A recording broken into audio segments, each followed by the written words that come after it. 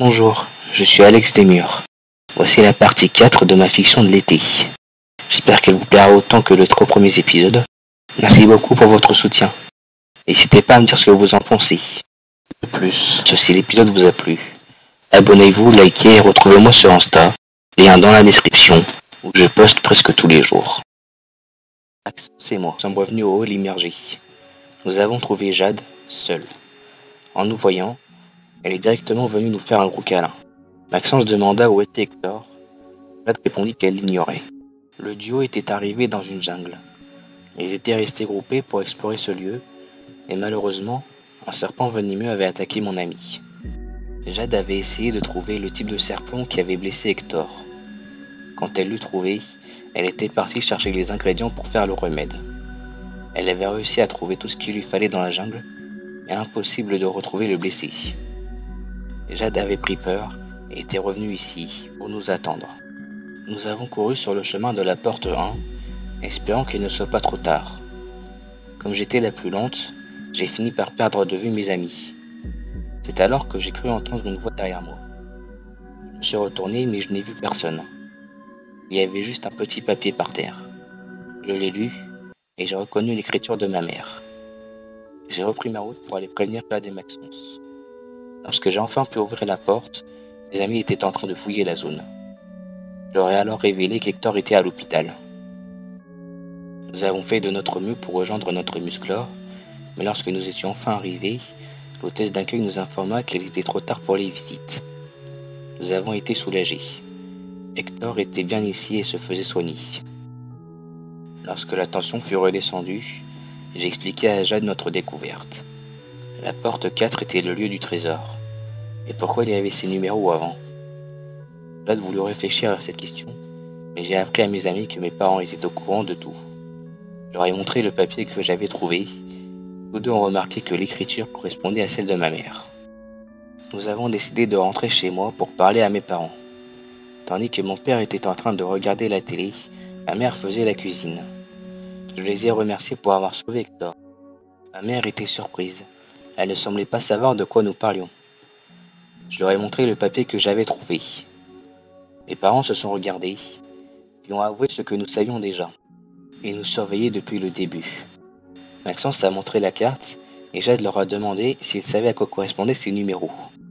Mon père révéla qu'un mécanisme permettait de dégager le rocher. Il fallait actionner un levier se trouvant dans la ville de Polmy, ainsi que dans le lac Biomante. Je leur ai dit qu'il n'y avait rien à Polmy. Ma mère répondit que le levier était au sous-sol du bureau du Stripes. Je leur ai demandé pourquoi ils n'ont pas cherché le bâton de Kolnua, puisqu'ils en savaient autant. Mon père a répondu que ce n'était pas leur rôle. Ils avaient pour but de trouver comment cacher cette arme.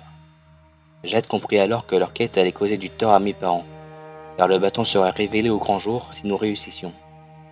Notre chasse au trésor semblait nous avoir conduits à une impasse. Nous commencions doucement à le réaliser, lorsque mon père dit à ma mère que c'était peut-être une bonne idée de se servir du bâton. Ma mère réfléchit. Actuellement, je peux vous dire qu'elle et mon père étaient au courant des menaces qui allaient arriver durant les années qui ont suivi ce moment.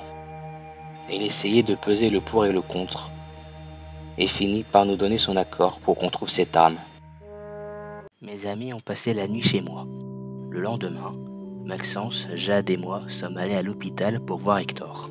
Il avait l'air d'aller beaucoup mieux, mais les médecins voulaient le garder en observation au cas où le venin n'était pas complètement éliminé.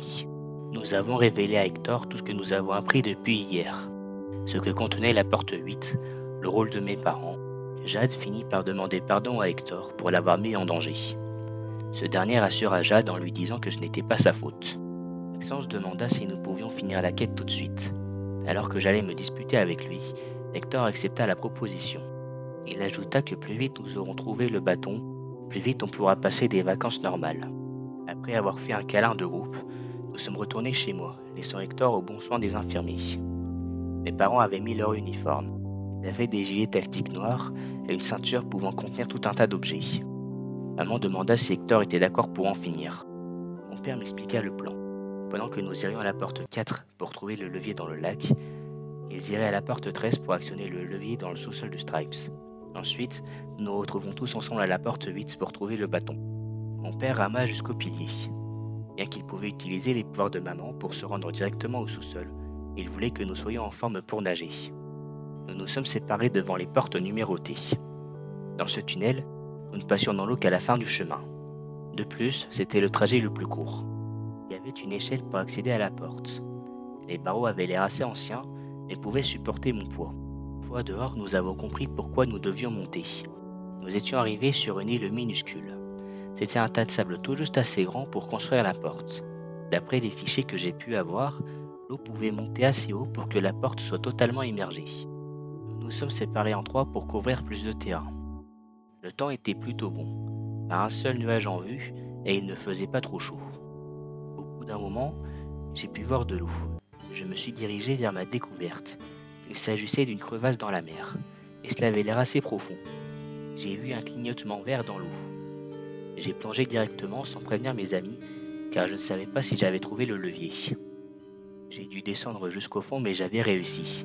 Le levier était là. Je l'ai actionné, ce qui a éteint le clignotement. Et j'ai perdu connaissance. Je me suis réveillé sur le sable. Mes amis avaient compris que j'étais dans l'eau et sont venus me chercher. Heureusement que Jade et Maxence ont pu me soulever tout en remontant. Après les avoir longuement remerciés, nous sommes retournés au hall immergé.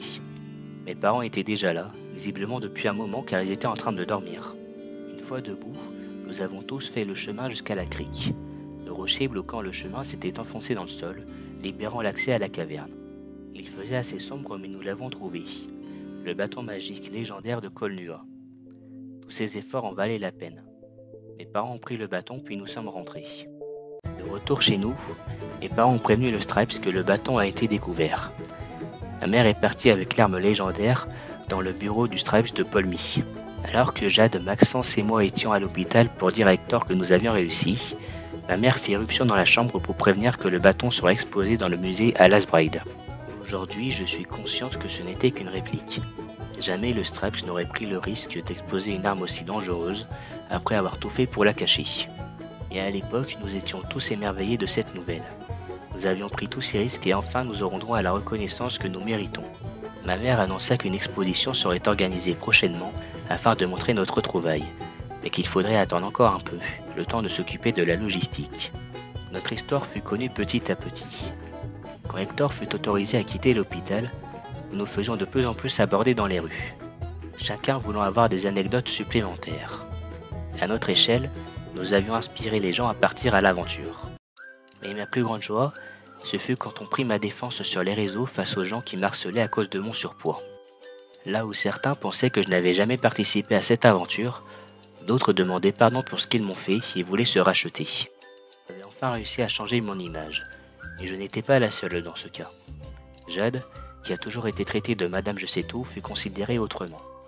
Je l'ai même surprise en train de se faire draguer par un beau jeune homme. Aujourd'hui, je peux vous dire que Jade et lui sont toujours ensemble et ont des enfants. La fille qui a recalé Hector quelques années plus tôt est revenue vers lui. Après un échange assez sérieux, Hector a décidé de laisser une seconde chance à cette mystérieuse jeune femme. Malheureusement, Hector et elle ont rompu quelques années après. Enfin, Maxence ne fut plus aussi transparent qu'avant. Cette aventure lui avait donné du courage. Il décida de faire son coming out. Bien évidemment, nous l'avons tous soutenu dans cette décision. Et actuellement, il est marié avec un beau jeune homme. L'un comme l'autre sont heureux en couple. Le jour de l'exposition fut magique. Pour commencer, il y avait une immense foule rassemblée devant le musée. Je me souviens encore de ce petit garçon qui me demanda un autographe. Je crois qu'il s'appelait Tony Kang. Le ciel était dégagé. Nous étions encore dans les périodes chaudes, même si c'était notre dernière semaine de vacances. Une fois ouverts, les gens entraient dans le musée.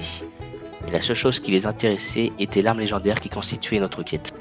Cet objet, ou plutôt sa réplique, était placé dans une vitrine dans le hall central. Une petite estrade était disposée devant. Le directeur du musée nous invita à monter dessus et raconter notre histoire. Maxence et moi étions un peu gênés d'avoir toute cette attention, mais nous nous sommes prêtés au jeu. Chacun à notre tour, nous avons raconté une partie de l'histoire. Même si les gens étaient déjà au courant, ils semblaient tous captivés par notre récit. Puis les gens ont pris des photos. Que ce soit pour les journaux ou pour eux-mêmes, les flashs éclataient de partout. Tant et si bien que nous commencions à avoir mal aux yeux.